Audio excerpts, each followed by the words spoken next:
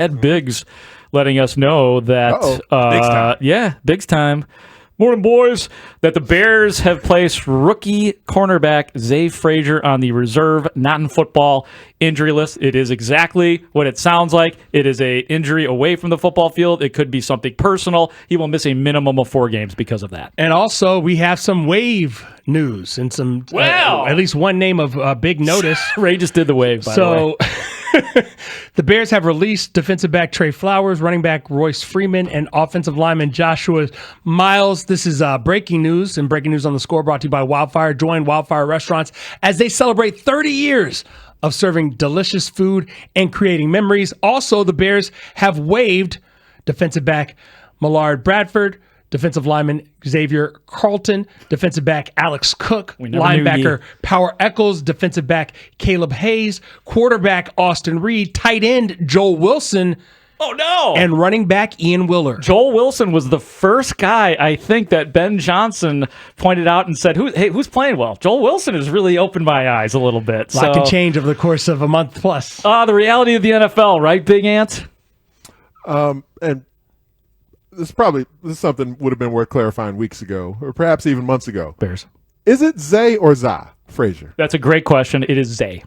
Okay. He corrected I still hear Za on the case. No, I understand. I'll take you behind the scenes. On the first day, I was out at Bears headquarters for the draft, and as it happens, the Bears let us talk to all of these people via Zoom, and I don't even remember who the reporter was. I would have said Za too, so I don't care, like nobody made a mistake. They said, Za, how you doing? And he corrected us right away. He said, actually, it's Zay, which I appreciated because oftentimes, especially rookies, they will not correct you when you botch their name because they're just happy to be there. Luther Burton III would have corrected you at least on that day. At least on that day he would have. All right, my friend. So we're talking about cuts and the reality of the NFL, but there are 2 third-round picks on the Bears who are on the bubble. One of them is Zach Pickens, third-round pick on the defense. The other is Karan Amagaji, third-round pick on the offense. What say you, Anthony Herron? I believe Karan Amagaji will make this roster. I'll certainly be surprised if they release him. He was the third-round pick from last year, and he does have some impressive physical attributes at his size, his movement ability. I think he shows some capability to play with some leverage as well. He just hadn't played a lot yet. He's been in the NFL for about 16 months and has been hurt for quite a bit of that time. So they haven't even seen him on the field enough to really have a legitimate evaluation of him. And I would imagine that just enhances the difficulty of considering moving on. And, they may not even be considering moving on from a Karan Amagaji. But as far as it sits right now at tackle, he's obviously not going to be a starter at tackle. Darnell Wright will be on the left side. I certainly have been under the belief for a while that Braxton Jones will be Darnell Wright on the right side, Braxton Jones on the left side. And then from there, it's been a nice story to see Theo Benedette be able to actually get to a point where the coaching staff is willing to get him some work at left tackle with the ones. My impression is that was multi-tiered. There was the opportunity for Benedette to show if he could handle that. Because sometimes you get that deer in the headlights look. It's one thing to perform well, sort of off the radar. But once the coaches say, okay, we like what you're doing, here, do it against good players and do it while you're standing next to other really good players, some guys start to sort of clam up a little bit. And Theo Benedette, I think, has still shown himself pretty well, but he did have some moments of struggle in that preseason game the other night against the Chiefs. So, Karan Amagaji is not going to be in a position to really still consider himself a part of the starting left tackle battle.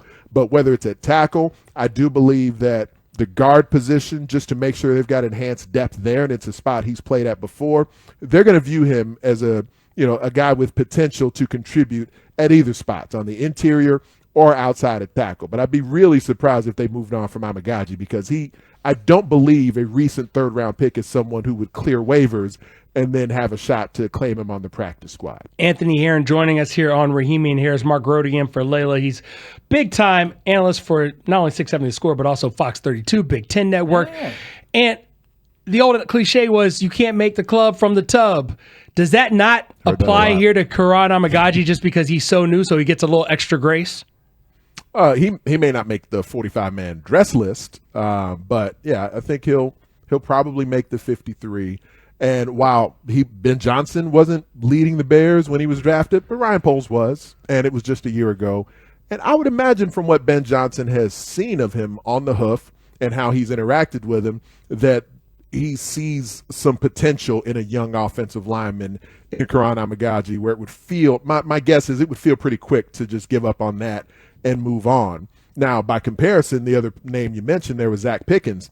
And Zach Pickens was a guy that I really thought when he came in his rookie season, that first preseason and training camp, showed some really enticing movement ability. And between the two, comparing him with Javon Dexter even, I said Zach Pickens was the guy right away, that first rookie preseason, that seemed to be more adept and more comfortable at how you hit creases as a defensive lineman and get into gaps.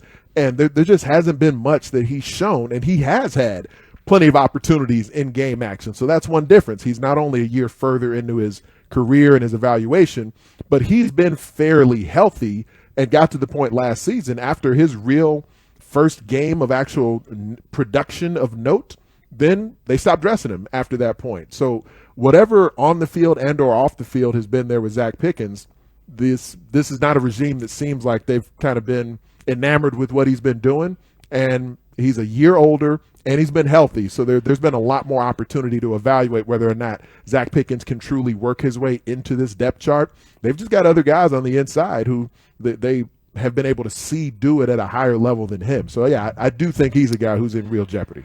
We multiple texters now asking what's the difference between a player being waived and a player being released. Very simply, a player who is waived can be or picked up by another team, and they would have to pick up that contract. If you're released, essentially, you become an unrestricted free agent. I don't think there's any more texture that needs to be added to that, I don't think. Anthony, Marshall and I were both surprised, taken aback a little bit earlier when we were talking to Dan Wiederer, and he said that Andrew Billings is not a slam dunk to make this roster just because he isn't necessarily the type of player that Dennis Allen wants, and he'd be more prone to somebody younger and maybe more athletic like a Chris Williams. Does that surprise you to hear that? Because it sure surprised us. I think it's a good observation from Dan. It surprises me just because of what Andrew Billings very quickly, showed himself to mean to this team. But again, it wasn't this coaching staff in this defensive scheme. But, Ryan Poles gave him like a decent chunk of change going into last season. Not anything that's insurmountable from a salary cap perspective. And then what really stood out to me, he was playing deeper into that preseason game the other night than I anticipated in Andrew Billings playing into the game as well. But, you see him hauling ass down the field, too, at one point? Yeah. Look at that. I mean, he certainly looks like he's still got it. Yeah, he but does. If there's, for some reason, if DA doesn't feel like he suits how he would really like to operate here, then, I could certainly see it, because it's not going to be, there's not such guaranteed money invested in Andrew Billings that they couldn't move on from him. No doubt. But I am viewing him as a part of the depth of the interior of that D line that they'll benefit from, and having a legitimate rotation with that. If your starters are Grady Jarrett and Javon Dexter, and then you go beyond that, who else are you viewing as someone dependable on the inside? Chris Williams hadn't really fired much of a shot in the NFL. He seems like a guy who should be in your rotation and you're too deep for the Chicago Bears. But Andrew Billings is, beyond Grady Jarrett, Andrew Billings is the most accomplished interior defensive lineman on this team. So I would certainly be surprised if Billings didn't make it, but, he's not starting, and I would imagine it's for a reason, because they don't view him as one of their top couple of guys. But I don't think they're deep enough on the D-line to not anticipate Billings being here. That would surprise me.